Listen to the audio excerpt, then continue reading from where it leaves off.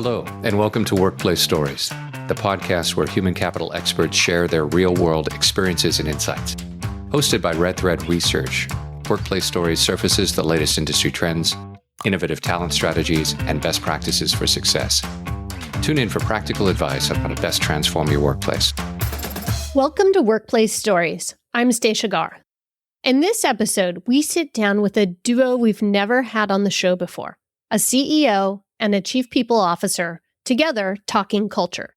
Dean Possenniskie and Lucy King have spent the last 7 years transforming Hearst Networks from a legacy cable business into a diversified, higher-margin media company that partners with everyone from Sky to Amazon, Apple, and YouTube. Their results are striking.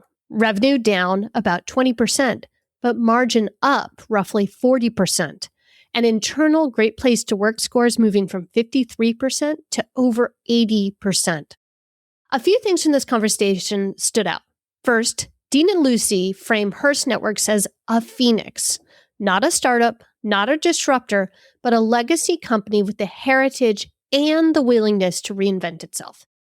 They made hard, focusing choices, closing brands, exiting joint ventures, shutting offices, before they expanded into new partnerships. And they treat culture as the engine that made the transformation possible, not a soft layer on top of it. Dean is explicit that one of his first moves was putting people and culture out from finance and putting it next to the CEO. Second, they've made the employee-employer relationship unusually explicit through what they call our deal, a written two-way document spelling out what the company expects from people and what people can expect back. Third, they take a deliberately bottom-up approach to AI. Dean cites the stat that around 78% of enterprise AI tools don't end up being what teams actually need, and uses that statistic to justify giving creative, programming, and scheduling teams room to experiment rather than rolling out a single mandated stack. Running through all of this is Lucy's reminder that culture isn't built in big events or value poster launches. It's built in the small moments every day where people are watching leaders for cues about what's actually normal here. This is a conversation full of practical mechanisms, coaching for everyone, mentoring across levels, and ideas at Hearst Networks platform, and lots of quotes worth stealing. One of my favorites is, if you don't take change by the hand now, it will take you by the throat later. This was a really special episode, and I was lucky to get to do it, and I hope you enjoy it as much as I enjoyed recording it.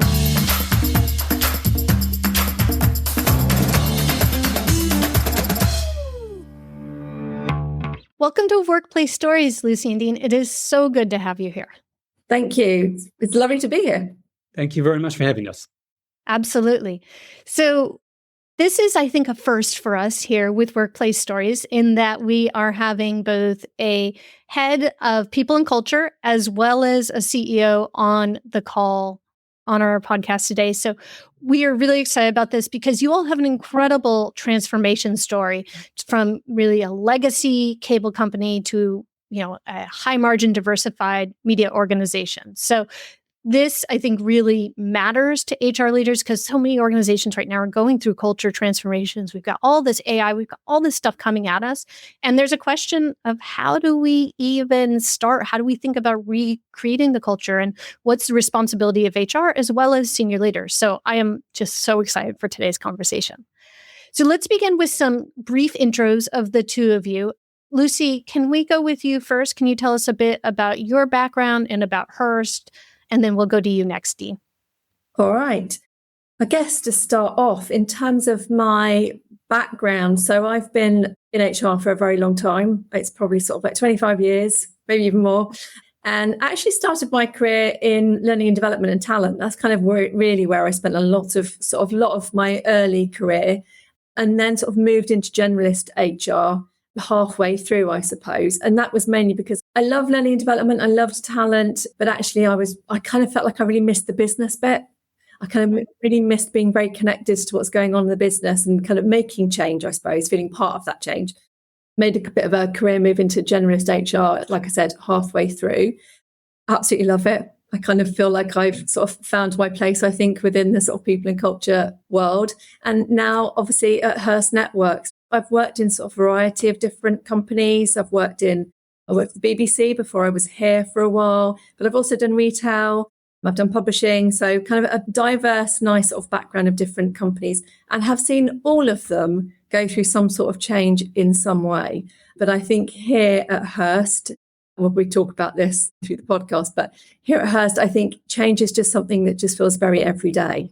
So I think that's probably been incredibly interesting here. And I've been here for 10 years. Great. Thank you. Dean, over to you. Sure, you may be able to detect the accent. I'm a fourth generation Kiwi or New Zealander, but with a Polish surname. Obviously, my great-great-grandfather was actually the first Polish settler to arrive in New Zealand in the 1840s. So probably inevitable I would make my way back to Europe, which I did in 2001, landing in London, having backpacked for a year, run out of money, sleeping on someone's couch. And here I am 25 years later, running an amazing company and loving, the life that I have in London. I've had 3 different roles over that 25 years. I was leading what was called emerging markets at Viacom or Paramount, expanding into, at the time, markets such as Eastern Europe, Middle East, and Africa. I moved to BBC Studios worldwide to launch and build an international branded channel business there. Currently, I'm at Hearst Networks as the CEO and Managing Director, which has been absolutely my favorite job so far. And just let me tell you a little bit about Hearst Networks. So we're part of Hearst, founded, created by William Randolph Hearst more than 135 years ago. An incredible story and journey, I would say, in terms of what Hearst is. It's a highly diversified company across media, across information services, global, employing more than 20,000 people, more than 350 unique companies under the Hearst Corporation umbrella, of which we are one. And we at Hearst Networks, we're a creative company. We build and partner right across the Europe, Middle East, Africa region in terms of taking channels and programming to more than 100 countries. We have 6 offices that we build these out of. Just to give you a sense, with more than 30 unique linear channel feeds in 23 languages, more than 50 different channels going out on VOD. And in total, we're sharing over 12,000 pieces of unique programming a year across the region. Diversified very much geographically, and we'll talk more about our actual portfolio and business as well. Great. Thank you for that background. So we're here to talk about culture transformation. So I'd like to start with one of the questions we ask everyone, which is, why should we listen to you all when it comes to this particular topic? I think probably, like I said in the intro, I think when you're in HR, you are constantly supporting change of some description anyway. And I think I've been really fortunate in my career that I've been in companies that have gone through lots of different transformations. And I think supporting them through that from a people perspective, I think most organizations I've been in, there's always been some sort of need to transform. And we talk about kind of the pace of change now, but there has always been an element of needing to focus on transformation. So I think I've been really fortunate to be part of some form of change program. I actually did, for a period of time, focus purely on change whilst I was at the BBC, and that was really interesting. I had 2 major projects supporting people through big transformations and getting people kind of on board with them, taking them through that story. So I think probably I'd say it's been a massive part of my career. I don't think you can work in HR. And even if you're not doing kind of a big business transformation, you're working with people and they are changing all of the time. They are, they're messy. They bring all their own kind of brilliant sort of nuances every day to work. So I think by the nature of the job, if you're not thinking about supporting change and driving change, you might be in the wrong team. Definitely. We're actually doing some research right now on a new HR framework, everything that HR is responsible for. And so I started sharing it with a number of heads of HR and the biggest comment I got back was, Stacia, where's the change capability? Like, you talked about all these other things, but change is not on here. I was like, that's why you show it to other people before you put it out there. Sometimes you miss the really obvious stuff. Dean, how about you? Why should we be listening to you? You're a CEO talking about culture change. What is it that you have to kind of share and bring to this story? I think, you should listen because we've been through that change. I think you used that word legacy at the start in terms of being a traditional cable company or pay TV company. 10 years ago, we would wake up and we'd have more subscribers, more viewers, more ad sales. I mean, that's dramatically being disrupted and changed by the nature of technology and streamers and what consumers want now. So we've had to, embrace that, and we've had to, evolve and execute on new opportunities. I think we can talk today a lot about how that looks in terms of the shape of the business and the activities. But absolutely, where we are in terms of successfully growing through that change wouldn't have happened without, the right people, the right mindset, and the right culture, which I know is, the core of what we want to dig into today. So, we're private, we're agile, we're nimble. I think that has given us a great opportunity. And I think we've taken it with both hands. That's great. Let's get into it. So 7 years ago, you mentioned 7 years ago, so I'm going to keep on that theme. Hearst acquired the A&E Networks business and rebranded in 2023 to Hearst Networks. And so talk to us about what that cultural change brought. So one of the things you all have mentioned in our prep conversations is this idea of creating a Phoenix organization. So what is that, and what inspired you to do it? And just tell us, like at the high level, what is this change that happened? Lucy, why don't I go to you first, and then we'll go to Dean after that. Well, so I think, obviously the change 7 years ago was kind of like a moment to kind of really evaluate, okay, what does this culture need to be about? What really matters to us? What are our values? We kind of inherited a lot of values. So I think we've kind of constantly been thinking about what do they really mean for us? I think Dean's been really clear that culture matters hugely. We've always put it as a massive priority. And so I think that transformation gave an opportunity to really reflect and go, what are we all about? What really matters? And when it comes to culture, what sort of organization do we need to be to adapt to that change? So I think it sort of gave that real opportunity. I think then, but there's been sort of constant change since then. It's not like there was just this one moment of going, here's the big transformation, and then we're done. I think there's been kind of constant change since then. Okay, Dean, playing off what Lucy just said, she said that you saw it as important. Why did you think it was so important, and where were you trying to get to? Like, what was the change that you were hoping to see? Well, I think it was a unique opportunity for us. So A&E Global Media is owned 50-50 by Disney and Hearst, and it was then the European business that Hearst took 100% ownership. So we moved away from being part of a bigger cable company to now being part of this, diversified global company. And we're given a different sense of autonomy to really think about what we felt would best serve us for the future. And I do want to get to culture, but I first want to talk to focus. If you are going to move and succeed through change, you need to get really clear on what you bring, what you're unique at, what we like to say we're best in class at. We were given that autonomy and that opportunity to really look hard at ourselves and look 5-6 years into the future and think about, which of these brands and these activities and these joint ventures and these partnerships do we believe in for the future and the type of change we're going to go through. So actually, one of the first things we did was focus on closing down. We closed down brands such as Lifetime here. We closed down offices in the Benelux and Scandinavia. We exited a joint venture partnership in Spain. And we just put the business in a place where what we focused on now was what we believed we're best in class at in terms of history and true crime. And that's what we bring through our brands and programming. And I think once you do that, you give yourself the bandwidth when you're not trying to cover a portfolio of 6 or 7 brands. You've got more bandwidth to think of, like, where do we want to evolve to and what more can we do?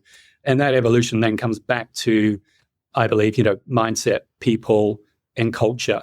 I've always, and I think one of the biggest privileges I have in my role in leadership is to shape culture. And when I joined this company, people and culture reported to finance. No way, right? Like, that's not right. It has to be at the very heart of the company, and it has to be side by side with the CEO in terms of, if you believe culture is about performance, which we do, I don't want this to be a nice place to be. I want this to be a successful, great, inspiring place where people can develop and succeed. And that's all performance. So I think, we could start from scratch and think about, and we'll talk to this, what is the purpose of this company? What are the values? what mindsets do we want to build? How do we want to lead by example? And you mentioned the Phoenix metaphor. Well, I'm lucky enough to go off and learn from many different places. And I was at London Business School, and an amazing speaker, Peter Hansen, spoke to this, which was lots of talk around startups, unicorns, disruptors, and then lots of talk around legacy companies, the kind of the flip of that.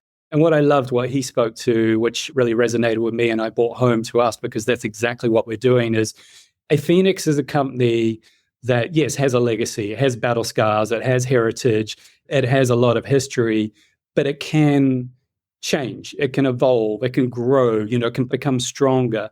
And it was really, I think, powerful to be able to kind of visually talk and show that. And, when I brought this back to the company, we were 80% through doing that already, as this was 3 years back out of our 7-year journey. So I think that sort of just finding ways to inspire people visually too, in terms of that journey. We went as far as we had obviously a great creative team. One of the amazing people on our team actually designed and built a sculpture of a phoenix that sits in our lobby now. I think anything you're doing, how you bring it to life and how it becomes something that's meaningful and seen by your teams is really important. So that's the story of when we talk about the phoenix and how that resonates with us as a company and where we are and where we want to keep going. That's the story behind it. Okay. So a couple of comments on that. First, I'm from Arizona, so I love the phoenix metaphor. I just think it's so powerful. I'm also reading this book, Sapiens, right now. I don't know if you all have read it, but he talks about one of the most powerful thing that differentiates humans and inspires our ability to work together is to create a common vision of something that we all believe in, something that we all connect with.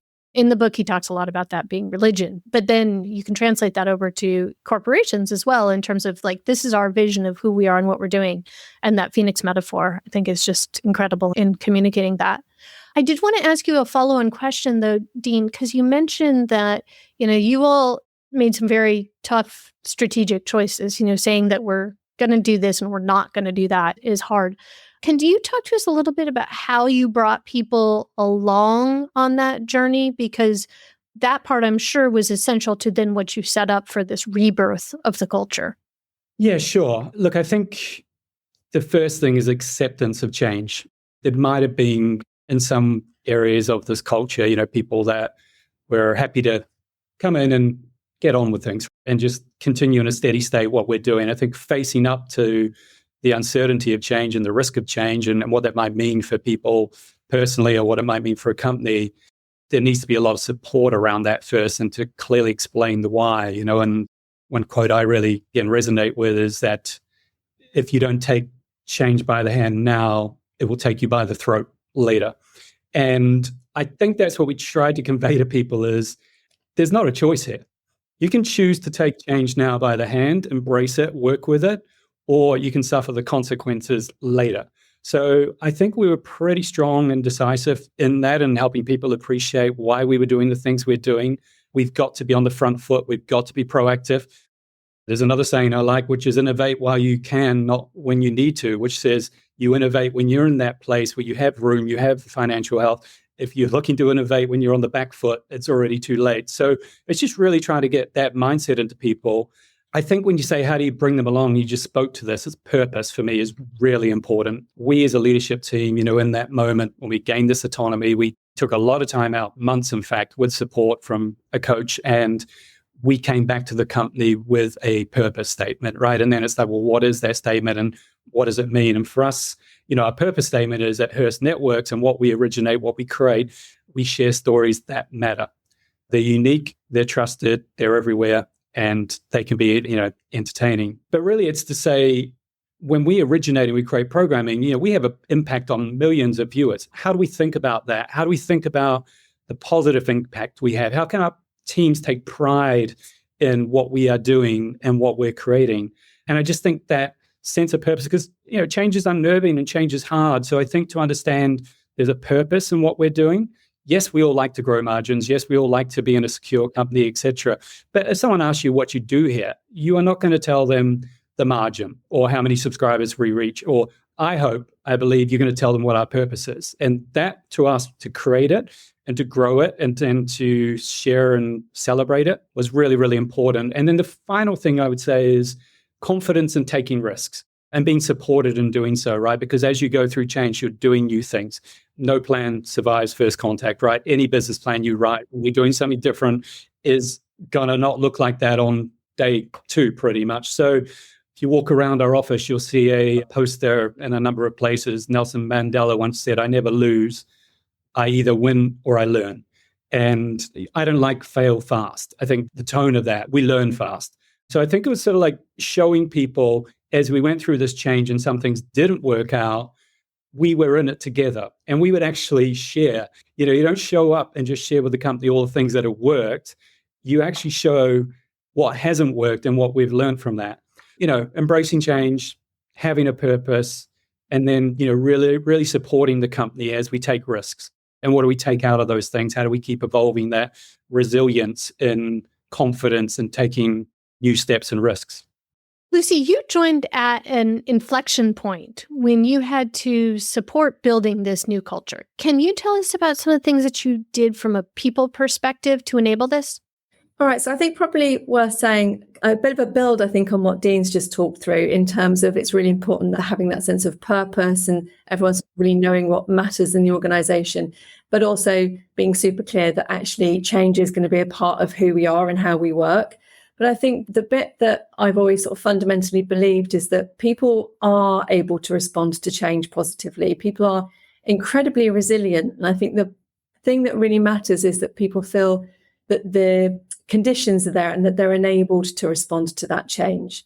When I joined here, one of the things that I was very keen to get in place early on was a coaching mindset so that people felt really empowered, because I think that's an incredibly important condition to making sure that people can respond to change. So, for example, when I started, the first thing we looked to do is to remove the old appraisal system. It's very archaic, very old-fashioned. And so we moved to a coaching one-to-one. So we had a system in place that just really supported managers to know how to coach people, how to kind of instill that if I empower people, they are much more likely to respond positively to the things that are going on around them. I mean, that was way back, probably, it was around 7 years ago. We kind of introduced this coaching conversation structure. We still have that today. We've slightly adapted it. We changed that as well. We're constantly sort of iterating. But that coaching approach to everyone's one-to-ones is very much part of how we do performance management. It's how we do well-being. It's how we do engagement. So that's a big part of it. And then to really bring that to life for people, so people understand what coaching is, we made professional coaching available to anyone at any level. And again, we still offer that so anyone can put their hand up to have a professional external coach. And what that does is, one, it explains what coaching's about and how you can enable yourself, but also it gives people that awareness of developing that skill set and also supporting them through the changes. So I think those are a big part of developing the right mindset to start embracing the change. I think I'd probably start there. The other thing I think was, Dean touched on earlier, that real sense of coming together, everyone really having their back. I think that kind of real sense of creating an environment that people want to turn up to and that they want to make connections with, and that it feels a really great place to be. Because when you've got that, when you're going through the change, when you've got all the demands of change, people have got the support of those around them. And that makes a massive difference. Like I said, I think it's amazing how resilient people can be if they feel they've got that trust. They can come in, they're trusted, that they trust the people around them, and that they know that when things can be difficult, inevitably they are going to be difficult, that they have got that support network around them. So I think we've worked hard to foster that sort of environment.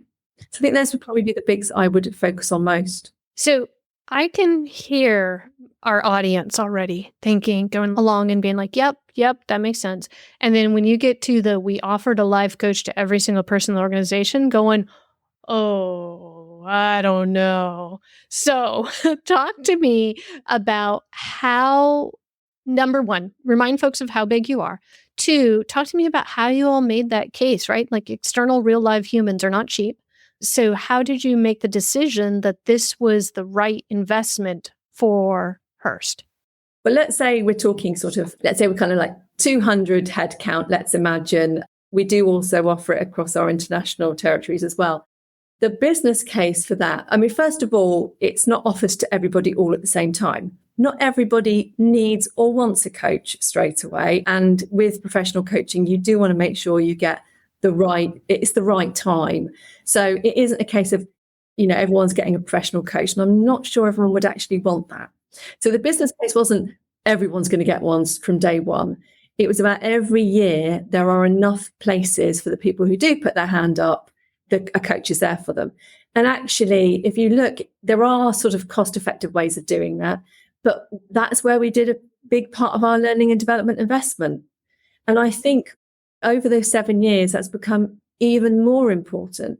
The whole sort of knowledge that you need, everyone can access that really easily in this day and age. So actually the important bit is having the mindset to be able to go and find the knowledge, use the knowledge, or embrace the change.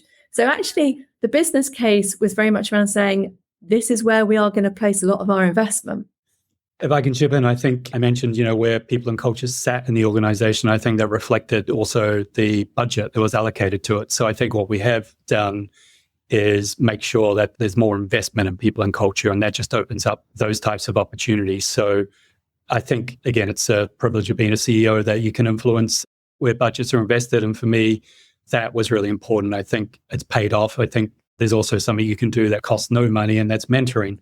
And coaching and mentoring are two very different things. Loosing the team work with a technology that connects all of our senior leaders, myself included, to potential mentees in the company. So I've mentored 4 different people so far in the company. And I think, so some things do cost money. Other things are investment of your own time and giving those opportunities to people. But I think it requires the whole leadership team to really buy in and lean into that and contribute to it. Okay. Thank you. Thank you for answering that. I want to ask a question about what you kept. So we have a good friend named Ashley Goodall. He wrote a book called The Problem with Change, which I loved because we always think change is great and wonderful and all the rest of that. But inside, a lot of us are like, I'm not so sure about that. But one of the points he makes in that book is that we're all going to change. He acknowledges that. And we want our organizations to change, but that you have to be thoughtful and intentional about the things you're going to keep. And I know that you all did that. So can you talk just a little bit about what from the past era was really worth keeping, and how did you preserve it while driving forward this culture of adaptability and reinvention? So Dean, I'm going to go to you on this one. Your listeners will understand when I say legacy and cable TV, pay TV, that's where we've come from. And our biggest partnership here in the UK is with Sky, which is owned by Comcast. And the sense of ensuring that we could preserve and add value to that core partnership while being able to move into new activities was really important for us. So if you go back 6-7 years, the partnership there with Sky was our vast majority of our business. If you look at where we are now, we have a broadcast channel business. We stream with partners like Amazon and Apple. We run fast channels with Plutos and Samsungs of this world. We're just now launching a new investment and step into a business called Hearst Campus, which is with YouTube. So we're talking about all those things we're doing now, but we've never taken away or diminished the partnership with Sky or Comcast in doing that. And I think the sense of business ethics or values in preserving what got us to where we were at that point and making sure that we always valued that and we communicated honestly with Sky or Comcast, like where we would look at moving and why. To an extent, we brought them on the journey with us, which has been really important. So there's an amazing book written by Frank Bannock, who was the CEO of Hearst for more than 30 years. And the name of the book was Leave Something on the Table. And I think that speaks for itself. It's about partnerships. I love there was one piece in there, which is win the relationship, not the deal. And I think that's what we've tried to instill in the company. We still have an ethos here where we say we want to be Hearst when it comes to our partnerships. So I think that sort of ethos or ethics of how we've been able to kind of evolve into all these new partnerships, which are higher margin, have helped the decline in our traditional business, but not at the expense or in any way undermining where we are with our partnership with Sky, which was there from the start. Great. Lucy, how about you? What did you try to preserve from the previous culture?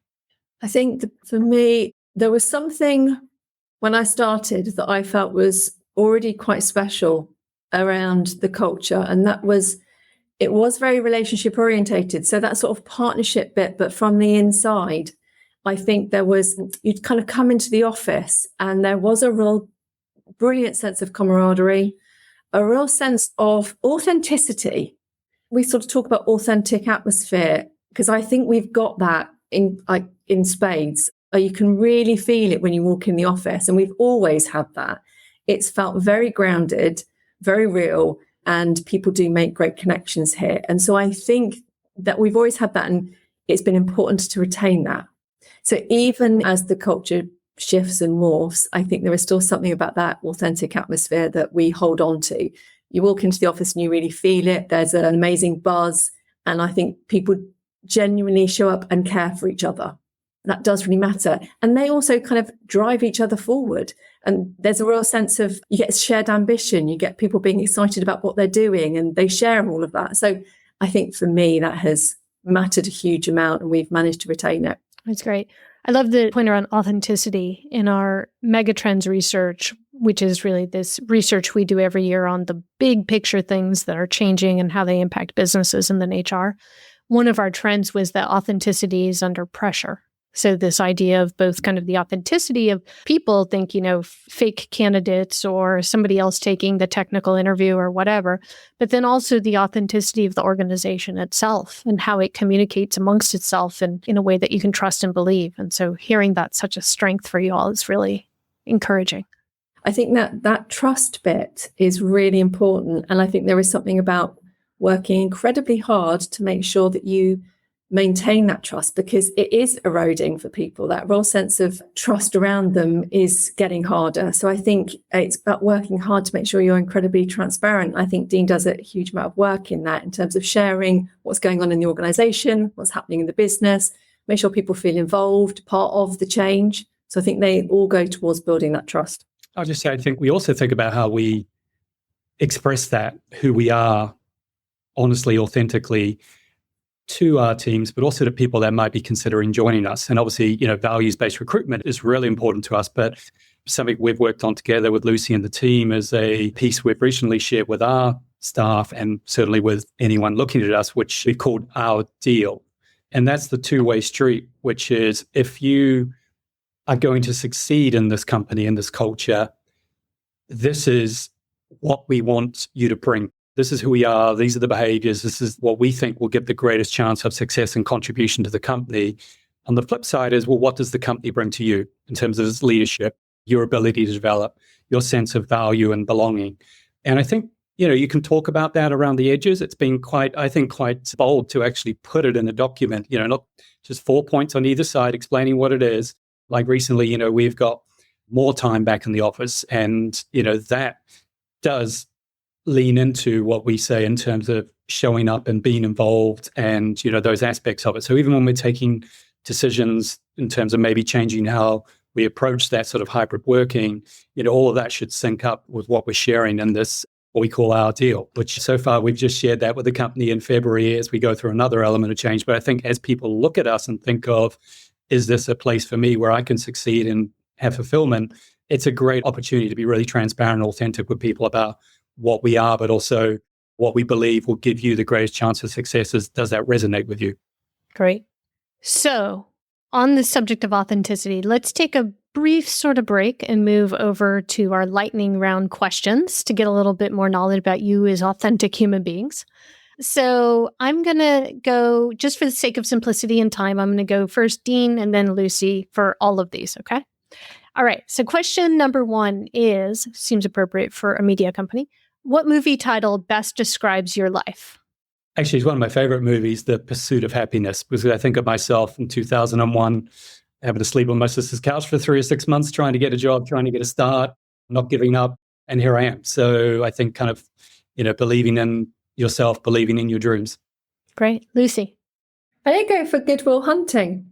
I think probably for me, I will always seek out the good in people. it's kind of like a bit of a core value. And so I think I've kept that all the way through whatever I've done. So I think that would be mine. I love that. I just recently watched that movie. It's so good. It's so good.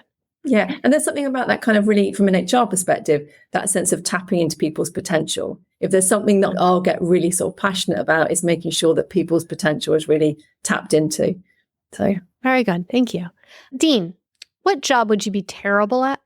I know this because it was the start of my career, which was I worked on a foreign exchange treasury trading desk. I started my career in finance and banking. I'm not sure if I was terrible at it, but it wasn't me, that's for sure.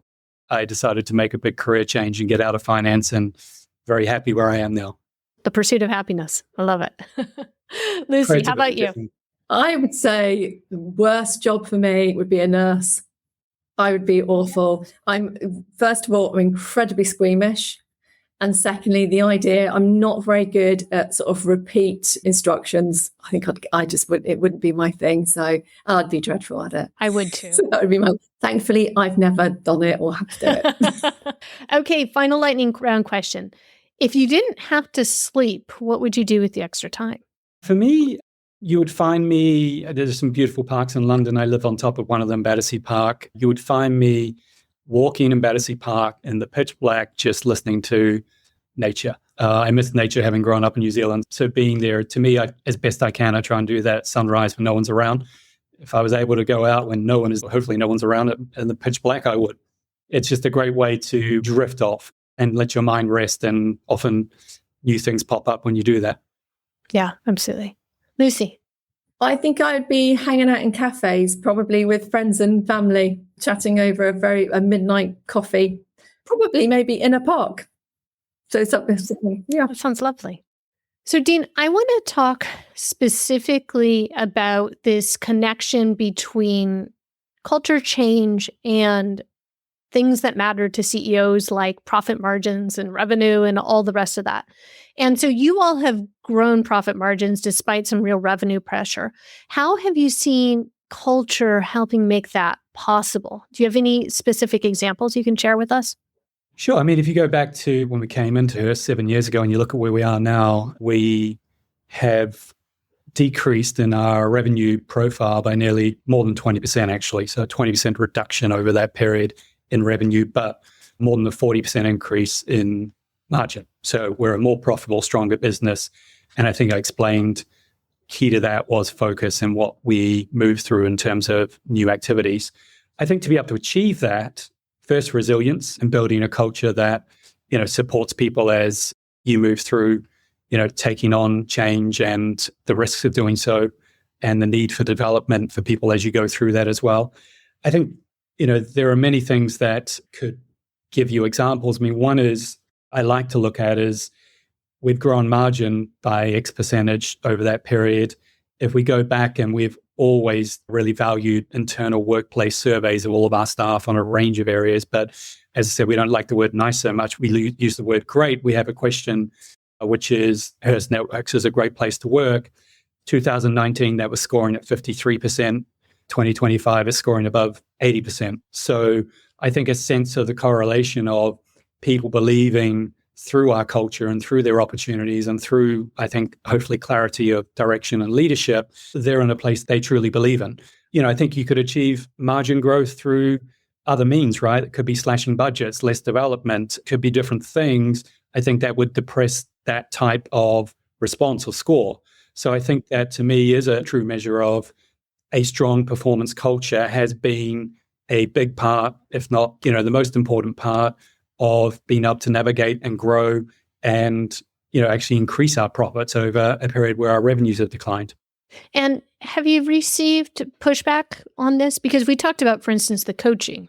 That was an investment that I'm sure contributed to those better scores. But from others that you may report into kind of in the broader network or organization? No, I think firstly, one of the things I so admire and value about Hearst, like I said at the beginning of this conversation, is autonomy and trust, and allowing myself and this team to deploy our capital and resources where we think we will get the best returns. And if that is in people and culture, that's significantly increased. I mean, I think we've delivered on that. And I will also say, I think the values of Hearst as a company resonate very much with who we are and really appreciating people being, it's said too often, but I don't know if leadership really walk the talk that your people are your most important resource. I truly believe inside of Hearst, that is the way that the company thinks. So I think it's to come in and be part of a company that sees that and then gives us the autonomy to think about how do we grow that. We haven't had pushback. And I think you've got to build trust. You've got to obviously demonstrate transparency and understanding of where we're going to take the company. But the fact we've been given that is, I think, been a big part of our success. Okay, great. Thank you. Lucy, I want to turn to you to talk a little bit more about culture and how you make it more than logos or signs or even events. Like, how do you think about bringing culture to life every day so that you can do the sorts of things that Dean just mentioned? I think it's really tempting when you're in an HR team to kind of think about all your big events and interventions and all the exciting sort of things that you can launch. You kind of get a little bit caught up in that. And I think it's then easy to forget that culture really is the stuff you're doing every day. And that actually it's the small moments that people observe that give them the cues that this is what the culture is around here. And so actually it's making sure that every day, and particularly from a leadership perspective, that we are living and breathing the culture and the values in everything that we do. I think also leaders tend to forget that they are being watched all of the time for those cues. And so it's kind of making sure that you don't just go, or we can kind of do what I want, but then we'll have this big event and it'll be all about culture. You properly need to live and breathe it and be mindful of whatever you're doing every day will matter and will kind of be seen and spotted, and people will kind of adopt it. And I think particularly from an HR team perspective, it's making sure that whatever is going on, whatever the situation, we still treat everybody with those same values, with the same respect. And that goes a really long way. Even the difficult, challenging conversations, you kind of need to really step up and be who you want to be, because that gets seen, that gets known. That's what you're kind of then known for. So I think that for me is those big events matter, but actually what you do every day matters even more, I think, from a cultural perspective. I was reading a report, and I think it was by a gentleman named Michael Arena, who does some amazing work with networks and the like. And I believe it was he who said, culture is caught, not taught, which I thought was so powerful and I think applies here. I wanted to get a little bit more, though, to something you were saying there, Lucy. I know your all's three values are curiosity, courage, and care. And those have been, essential to this transformation. But something you just said around courage, right? Courage seems to be in short supply around here right now. And you have to have the culture to support it. Actually, Dean, I'm going to go to you first, because courage to say something to the CEO is hard. So what's it mean in practice to encourage people, to ask people to be courageous, particularly in a business that's under structural pressure? One thing I've believed in leadership is be a good leader. You need to be a good listener and someone that can embrace different points of view, and at times even, bad news, things that, might not have been where you wanted the company to be or something. So to demonstrate, as Lucy said, through those moments that you are there to listen and to learn and support the business. I believe in being really approachable. I spend plenty of time out and about, both in our international offices, but when I'm here in London, walking around, talking to people. So I think it's just, Lucy mentioned authenticity as well. I just think it's really important people see you as, of course, a leader and someone they can believe in and work with, but also as a person, someone that's approachable. We talk and encourage, of course, inclusiveness and people having a voice. And we talk a lot about being you. And, I'm from a long way away. That's diversity in itself. People from different backgrounds, different countries, ethnicities, whatever it may be, genders. Like, of course, majority of companies will talk to that. I think it's about how you ensure there's room for it. Lucy spoke then about a leadership team leading by example. I think that starts with us, and it's how we work together, but it's then how we can find ways to interact and share with the company that's what we want to hear more for. I mean, we've always said the best ideas, some of the best creative ideas that have led to new initiatives have not come from a group of 8 people in a leadership room. It's come from people right across our company. And it's really great when you can find moments to celebrate those ideas. And, we've gone as far as launching, a whole area around what we call ideas at Hearst Networks to encourage it. I think it is about, in practice, actually demonstrating your approachability and that you want to listen and you want to allow everyone to have a voice. And that just can, I hope, support the courage that, of course, people at times need to speak to someone who they may consider to be in a senior position. But if they know you as a person, along with knowing you as a leader, I believe that can be really, really powerful. So the authenticity component showing up again. Yeah. Lucy, do you have anything to add there? I think the only thing I wanted to add was just around, Dean talked about our deal and launching our deal, which is very much around kind of like the expectations on both parts, the organisation and the employees. And a part of that is around establishing a much more sort of adult to adult relationship and dynamic in the organisation, so that people feel that actually part of our deal, we've got personal leadership, so that people feel that actually what's needed in this organisation is that you do take responsibility for what you're doing. You need to kind of own that. And so there is something around that, we will provide the support, but actually then there's an expectation that people will bring their courage to the table and that they'll take responsibility for all of our success. So I think that's also really important for us. Okay. So we've gotten through almost this entire podcast and we have not mentioned AI.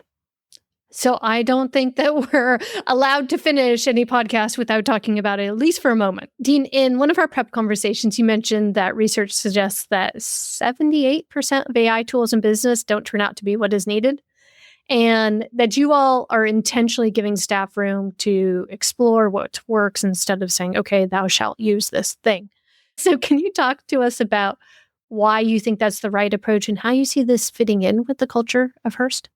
Yeah, sure. I mean, I think we can and we do bring in some enterprise systems. But look, actually, where I'll start is embracing change again and the opportunity that AI gives us. I mean, I'm proud to say we were the first broadcaster anywhere in the world to create a documentary that all the historical reenactment was AI, as opposed to having casts and crew up in Lithuania filming. We brought that to life. So, and we've done a lot in the creative space using AI in a way that I think is really supporting our storytelling, but in a way that, we think is already, jumping a long way ahead in terms of its quality. So that's an example of embracing it. Clearly we think hard and manage guardrails and we think of copyright and all those aspects too. Clearly you walk before you run, you get the right structures and governance in place, but that's in place. And of course, there are some enterprise tools we can use right across the business. We are doing that.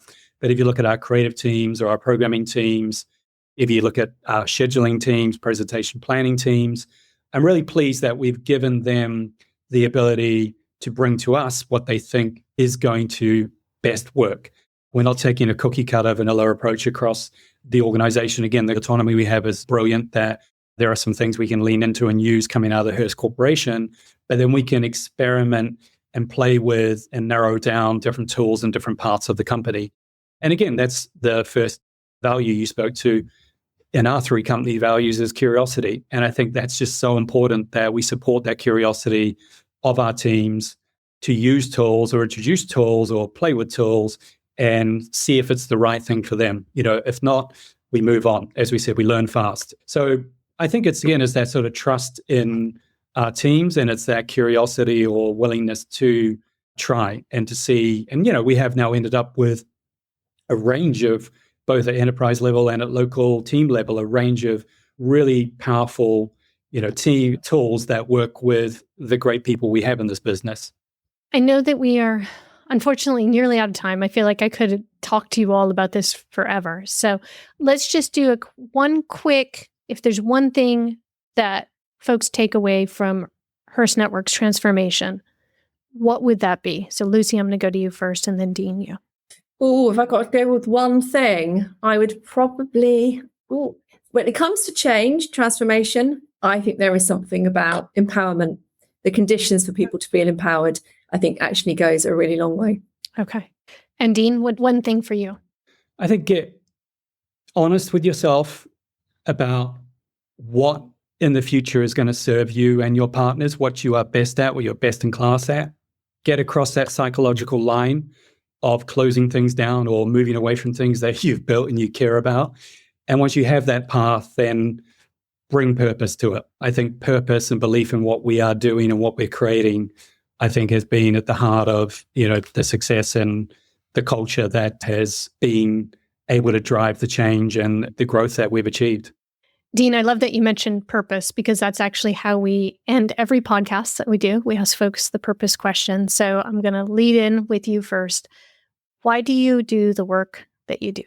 I mean, honestly, I mentioned where I started my career and where I am. I'm passionate about people, and I love working in a creative industry. And obviously that industry now is an industry where technology has completely changed the game. So I love what I do because of the people I work with and just the dynamic nature of the industry we're in. Thank you. Lucy? So for me, I do the work I do because it's just brilliant every day to have that moment of being part of enabling people to do brilliant work. There's nothing more satisfying than actually seeing someone being able to do their best work and it making a difference. Thank you, Lucy. Thank you, Dean. It was a real pleasure to have both of you today. Thank you so much for spending some time with us. Thank you very much. Thank you for having us. Thanks for listening. If this podcast got you thinking differently about how work happens, that's what we're here for. We dig into these topics every week in our research and in the Red Thread community. The Red Thread community is a place where people, leaders, and practitioners come together to compare notes, share what's working, and maybe challenge those things that aren't working so well. You can join for free at redthreadresearch.com/membership. Or if you or your organization are ready to go deeper, take a look at our professional and our enterprise memberships. For professional tier, for listeners, you can use the promotional code STORIES, STORIES, for a 10% discount. And if you're a tech provider trying to make sense of this space, our tech consortium is where smart vendors are coming together to learn from each other and from the market. You'll find everything at redthreadresearch.com. I'm Danny Johnson. Thanks for listening and for caring about making work better. Okay, that's a wrap for this episode of Workplace Stories. If you like what you heard, please subscribe to our podcast so that you can be the first to know about future episodes. For exclusive access to our research, insights, and a vibrant network of human capital leaders, consider joining the Red Thread Research community. Visit redthreadresearch.com to learn more and to take your workplace to the next level.